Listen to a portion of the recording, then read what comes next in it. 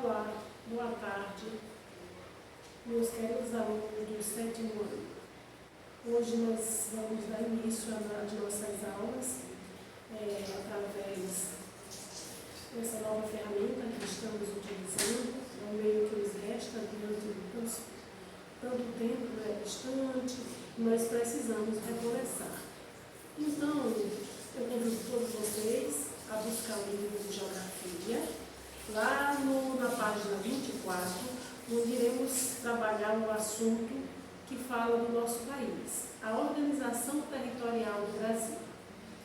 É necessário que vocês observem com muita atenção, aparece na página 24 vários exemplos das modificações sofridas pelo território brasileiro e o que eu gostaria de iniciar chamando a atenção, que o espaço territorial brasileiro ele sempre não existia com essa dimensão.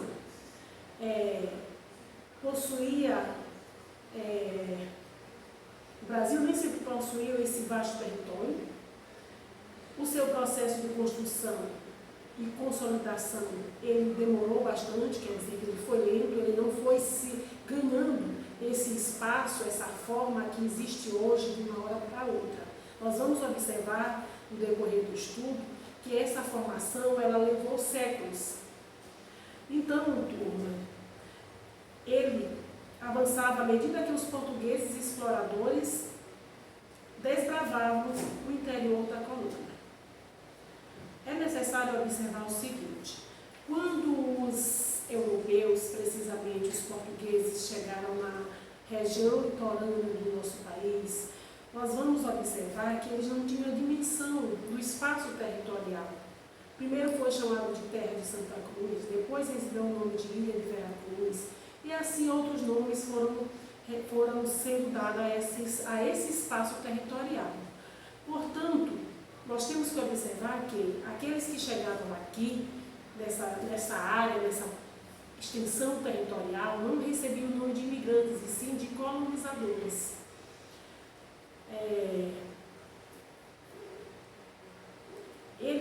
Ele avançava à medida que os portugueses exploradores iam desbravando o interior da colônia, conquistando e expulsando os indígenas de suas terras.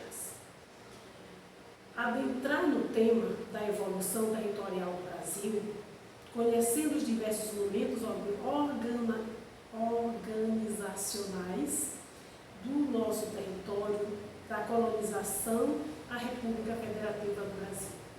Essa breve introdução, o que eu quero chamar a atenção é como se deu esse desbravamento, como se deu a possessão dessa extensão territorial que o Brasil existe hoje, desde quando foi chamado de colônia de Portugal, de acordo com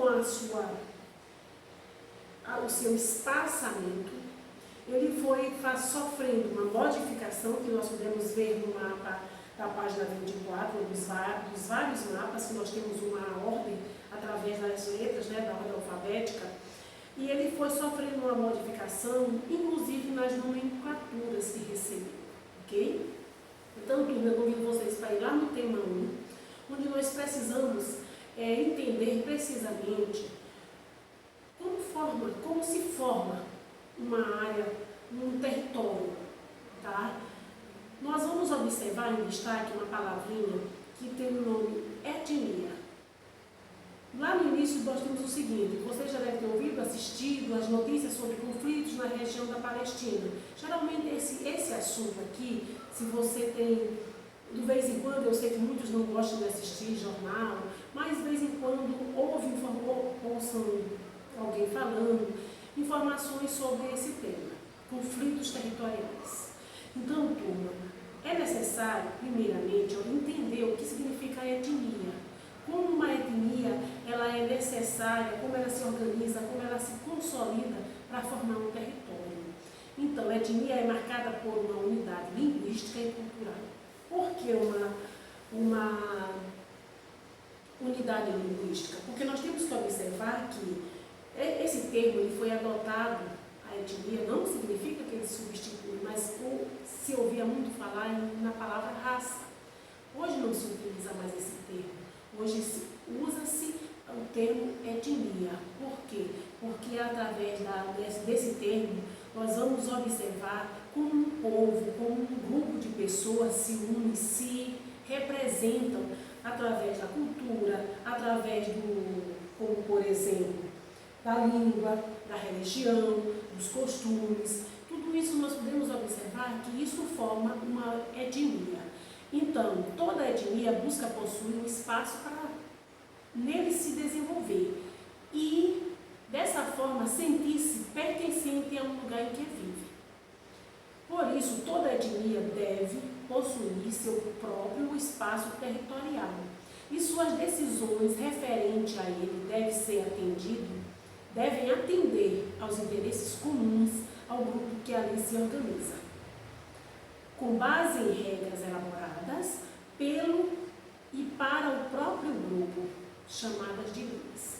Então, essas leis, ao serem elaboradas, elas precisam ser voltadas ao interesse dessa coletividade, daquele grupo, daquela etnia, vamos dizer assim, daquela sociedade que está organizada com um propósito, com o mesmo objetivo. Então, turma, estabelecido o território de um povo, em seguida são delimitadas fronteiras. O que é que nós sabemos? O que é que nós reconhecemos como fronteira? É algo que limita um espaço do outro. Então, as fronteiras desse espaço, elas são os limites geográficos de cada povo. Uma vez fixado o território, estabelecidos seus limites, pode-se decidir pela criação de um país. Mas isso tudo não acontece de uma hora para outra. Esse país, para ser reconhecido, ele precisa ser aceito, ele precisa ser, vamos dizer assim, visto pela sua soberania.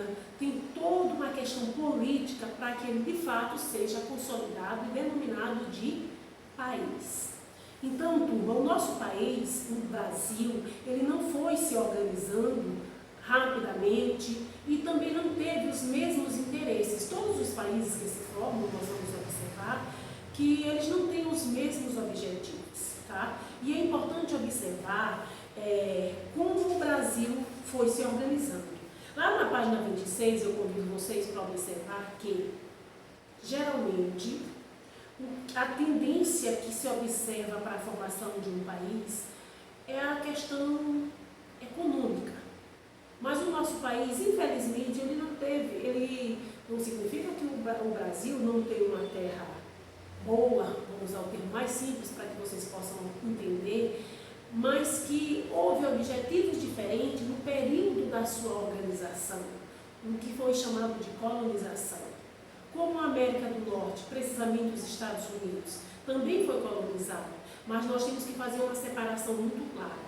Os ingleses, quando colonizaram a terra, a área territorial, hoje Estados Unidos, que foram se organizando também aos poucos até formar os Estados Unidos da América, eles tiveram outro objetivo, o objetivo conhecido como colônia de povoamento. Ali eles desejavam prosperar, se fixaram naquela área e criaram, produziram. Já a área colonizada, ou a fins de colônia de exploração, como foi o caso do Brasil, aqui foi levado, foi retirado as suas riquezas a fim de fornecer para a metrópole, no caso, Portugal.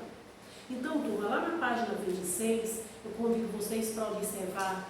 Hoje sabemos que não é apenas o território que faz uma nação se destacar no cenário global. Vejam só, não é só, mais uma vez, não é apenas o território. O Brasil, por exemplo, possui um território de proporções continentais, uma área muito grande, água doce, abundante, em sua maioria terras férteis, solos em sua maioria férteis. Outra coisa importante, matérias-primas diversas, recursos minerais e outros. Por que o Brasil não é um país? Por que o Brasil não se encaixa não somos um país socioeconomicamente desenvolvido? Por que ele não está nessa lista de países desenvolvidos? Nós temos que observar que foi justamente desde a sua colonização que o Brasil ele já se organizou nesse ritmo de países subdesenvolvidos. Então, gente, não usava esse nome naquele momento, é claro, eu gostaria logo de chamar a atenção. O território, contudo, não somos um país socioeconomicamente desenvolvido. O que faz uma nação forte é a formação do povo. Vamos grifar isso aqui juntos. Vejam lá no livro de vocês, acima daquele quadrinho azul, é importante que vocês tenham atenção para esse trecho. O que faz uma nação forte é a formação do povo, seu senso de unidade, de pertencimento, sua relação ou suas relações políticas e sociais baseadas na coletividade. O território é importante, mas não é determinante para o desenvolvimento de uma nação. Não significa que é só necessário ter uma terra, ter uma área, uma extensão territorial para que ele se possa se estabelecer e se denominar um país. É necessário que haja ali toda uma unidade. Tá? Que unidade é essa? Uma união, uma organização, um objetivo em prol de toda a sociedade. Então, turma, aqui nós temos como exemplo o Japão. O Japão encontra-se num arquipélago vulcânico, cortado por montanhas. Nós provavelmente já ouvimos, eu já ouvi, vocês já ouviram também, que o Japão ele está localizado sobre uma placa, né? Uma placa tectônica, onde sofre constantemente tremores, vulcões, terremotos e há muita destruição. Mas hoje o Japão também, no passado, já sofreu muito, já teve durante a Segunda Guerra Mundial. Nós vamos, quando chegarem mais na frente, vocês vão estudar a história, as consequências da Segunda Guerra Mundial para o Japão, e mesmo assim conseguiu se reconstituir. E hoje se encontra, aqui aparece no livrinho de vocês, ele é um país pobre em recursos minerais e há incidência de atividades tectônicas e vulcânicas, com possibilidade de ocorrência de tsunamis, mas apesar de tudo isso, apresenta uma das economias mais fortes do mundo. Vamos grifar isso aí tudo. Apesar de todos esses problemas de ordem natural, mas o Japão ele está num dos países com a economia mais forte do mundo, contrariando as condições do seu território. Quer dizer que ele consegue contornar toda aquela situação que o país, que a área territorial oferece.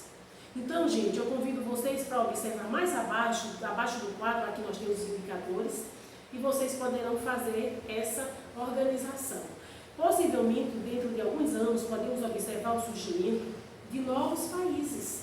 Aqui nós temos o exemplo de alguns povos que ainda não têm país. Eles existem, eles são povos que vivem lutando em busca da sua soberania, que são os curdos, árabes, palestinos, chechenos, tibetanos e os bascos, que poderão conquistar territórios próprios.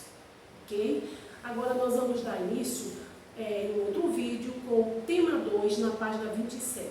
Até lá!